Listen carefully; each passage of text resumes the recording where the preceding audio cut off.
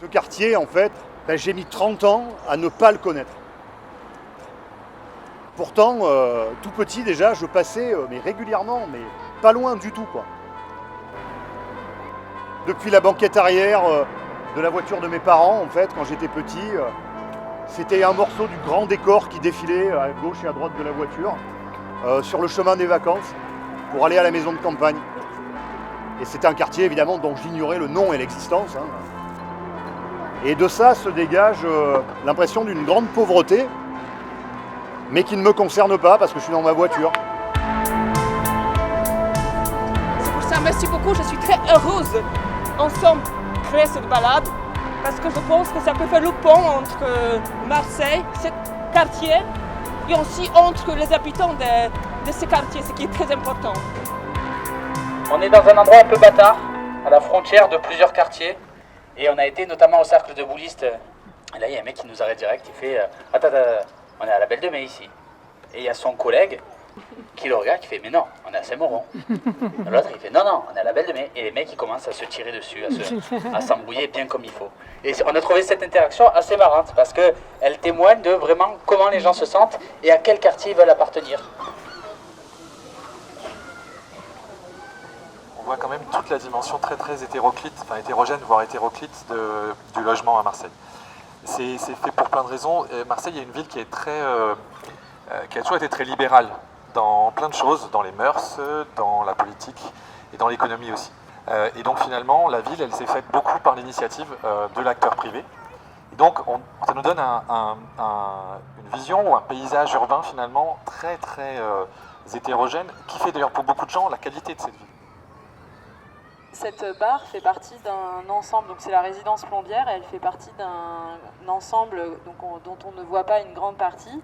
Ce qu'on peut dire sur cette barre, c'est l'application de la mise en valeur de la structure de l'immeuble. Donc on voit bien ces poteaux et ces planchers qui sont en saillie, qui sont mis en avant et qui forment ce qu'on appelle une exostructure. C'est le squelette qui est le squelette du bâtiment qui est poussé à l'extérieur de ses limites. Et ce bâtiment est patrimoine du XXe siècle.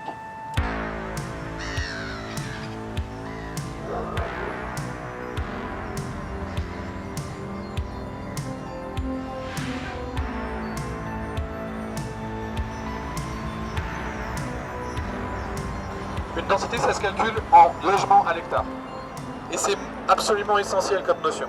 Plus il y a de monde, plus on va concentrer les moyens publics pour équiper un quartier. Ici, 300 logements à l'hectare, c'est extrêmement dense. Ici, vous avez 300 logements à l'hectare, là, vous en avez entre 80 et 100. Pourquoi c'est dense ici? Quelle est la logique? En fait, c'est très simple. Le prix de vente au mètre carré dans un quartier populaire, il est beaucoup plus bas que dans un quartier riche. On continue à faire dans les quartiers populaires des quartiers neufs très denses, alors qu'on continue à faire dans les quartiers plus riches des résidences beaucoup moins denses, au détriment notamment des espaces verts dans les quartiers populaires, tout à fait. Ah, ça y est, ça marche. Ça marche. Le progrès, messieurs, dames. Aujourd'hui, en théorie, on ne doit plus artificialiser le sol.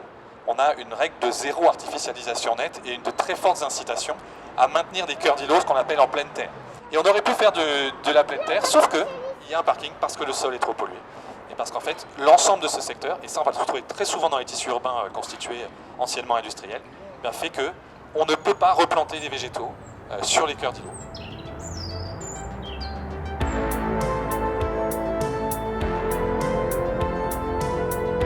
Attention, par là.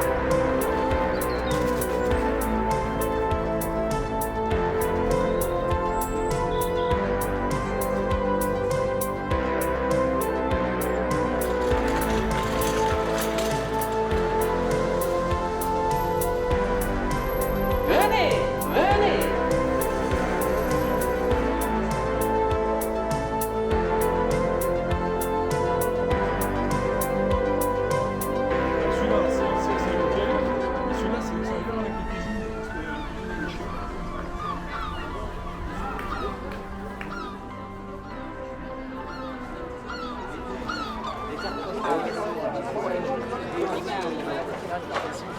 Non,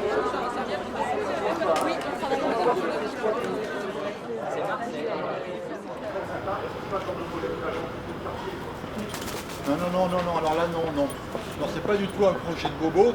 En fait, ceci est un immeuble de logements sociaux. Nous ne serons pas propriétaires, le collectif des abeilles a la particularité de ne pas s'inscrire sur les listes d'attente, mais d'arriver chez un bailleur social avec un permis de construire. Voilà, grâce à son travail et à celui d'architecte, on est arrivé, et petit à petit, cette chose s'élève. Ah, bonjour. Alors, je vous souhaite la bienvenue au premier projet de logement social en habitat participatif. Et qu'est-ce que c'est habiter? C'est s'approprier son espace, s'approprier son lieu de vie, participer à la vie de son quartier. Et en fait, la composition architecturale du bâtiment reflète cette mixité programmatique. Il y a 2 locaux associatifs avec un parvis abrité. Au-dessus de ce niveau, il y a les niveaux de logement, donc dans lequel je suis. Au-dessus, vous devez voir une petite toiture en tuiles, tout en haut. Cette toiture en tuiles, elle abrite le séjour commun de l'immeuble. C'est un séjour commun qui sera que pour les abeilles et qui est le vrai lieu commun de regroupement. C'est un projet résistant tout de même qui essaye de mieux faire, de faire autrement, parce qu'il faut vraiment noter que si ce projet il existe maintenant et qu'il est en chantier, c'est pas juste parce qu'il y a eu un architecte et un bailleur, c'est aussi parce qu'il y a eu des habitants qui se sont battus, qui ont tenu pendant 10 ans, qui attendent ce logement avec impatience.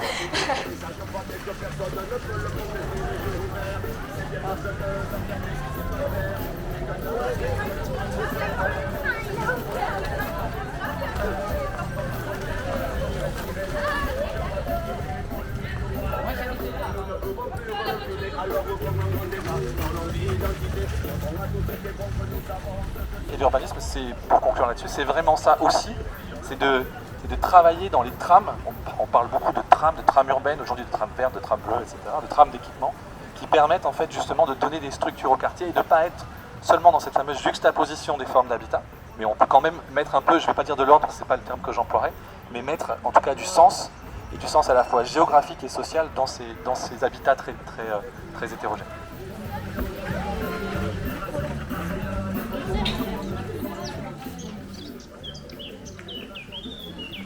Il y a un collectif d'habitants qui s'est monté, ils ont monté une association et a repris le jardin en main avec les collectivités. Et maintenant, il y a des événements, il y a des fêtes, il y a des fêtes pour les enfants, pour les grands, fêtes de la musique, enfin, il y a tout un tas de choses. Voilà.